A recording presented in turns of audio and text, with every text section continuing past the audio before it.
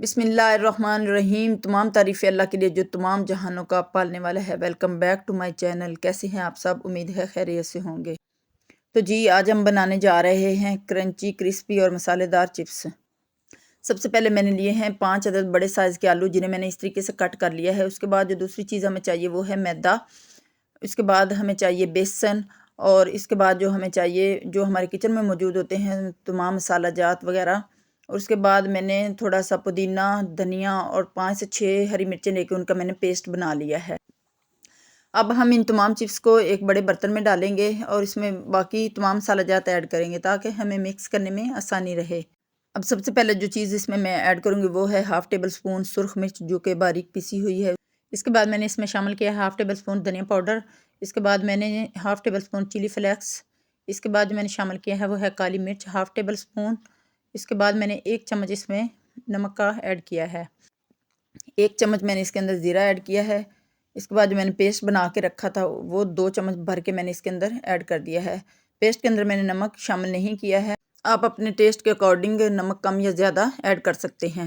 اور سب سے اینڈ پہ جو چیز میں شامل کرنے جا رہی ہوں وہ ہے ہمارے پاس بیسن۔ بیسن کے میں نے 5 چمچ یوز کیے ہیں، اگر ضرورت پڑی تو ہم بعد میں اور بیسن بھی ایڈ کر سکتے ہیں۔ بیسن ایڈ کرنے کے بعد میں جو چیز ایڈ کروں گی وہ ہے ہمارے پاس میدا۔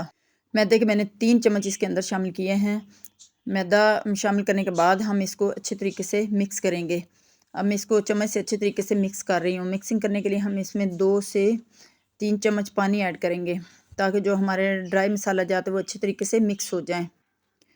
اب چمچ کو میں نے رکھ دیا ایک طرف، اور اب میں ہاتھوں سے اس کو اچھے طریقے سے مکس کر رہی ہوں تاکہ جو ہمارے مسالے اور اس کے اندر جو ہم نے بیسن اور میدا ایڈ کیا وہ اچھی طرح مکس ہو جائے۔ اب یہاں پہ مجھے بیسن تھوڑا سا کم لگ رہا تھا، 1.5 چمچ جو بیسن کا بچ گیا تھا وہ میں نے دوبارہ اس کے اندر شامل کر دیا ہے۔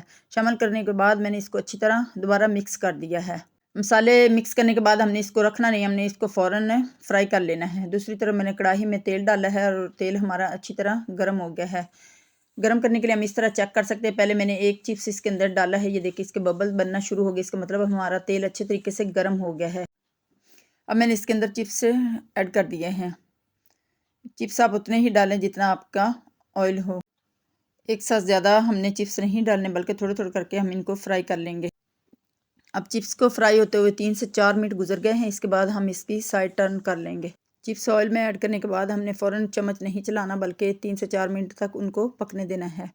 اب یہ دیکھیں میں نے ان کی سائڈ چینج کر دی ہے۔ اب دوسری طرف سے بھی ہمارے چپس پکنا شروع ہو گئے ہیں۔